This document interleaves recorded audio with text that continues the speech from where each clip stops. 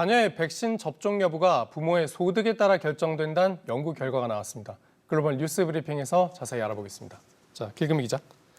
부모의 의지가 아니라 소득이 백신 접종을 결정한다고요? 맞습니다. 이 CNN 등 외신에 따르면 연간 소득이 10만 달러 이상인 부유한 부모의 경우 47%가 자녀에게 백신을 맞힐 의사가 있다고 답했습니다. 반면 이 수입이 7만 5천 달러 이상의 경우는 37%, 또 5만 달러 미만은 34%를 나타냈는데요.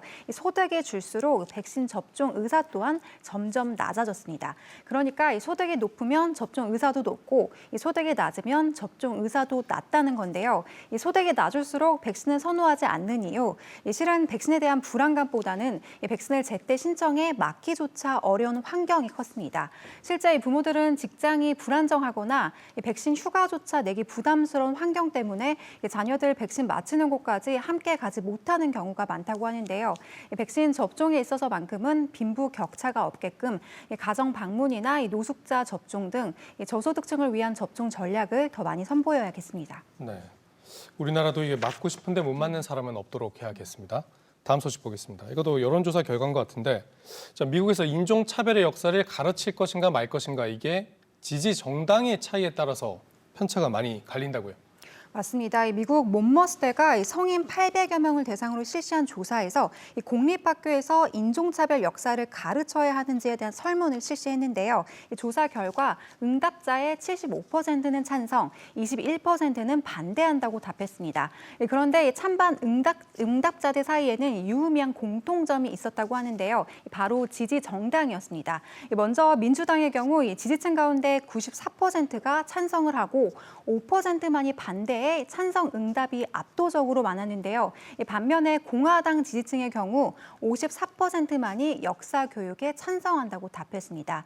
몬머스대 여론조사 연구소 관계자는 이 메시지를 통제하는 사람은 대중이 어떻게 반응할지도 통제한다면서 이번 결과를 대표적 사례로 꼽았습니다.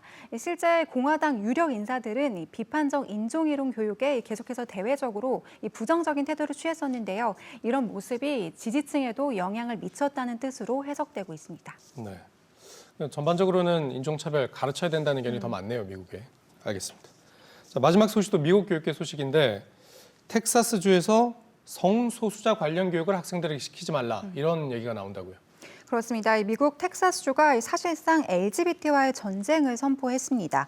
CNN은 지난 10일 보도에서 텍사스주가 학교에서 외설적인 콘텐츠로부터 아이들을 보호하기 위해 새로운 표준을 기관에 요청했다고 보도했는데요. 텍사스가 외설적이라고 말한 콘텐츠, 바로 LGBTQ 도서였습니다. LGBTQ, 우리가 알고 있는 대로 양성애자를 비롯한 트랜스젠더, 퀴어 등 성적 소수자들을 일컫죠. 이런 성적 소수자의 이야기나 동성애에 대해 다룬 도서 모두를 포르노로 규정하라는 겁니다. 일각에선 최근 공화당 의원들의 LGBTQ 책들을 비판하는 발언이 나온 데 따른 조치로 해석되고 있는데요. 세계적으로 성소수자에 대한 인권이 부각되고 있는 상황에서 관련한 여파도 더 커질 것으로 전망되고 있습니다. 네.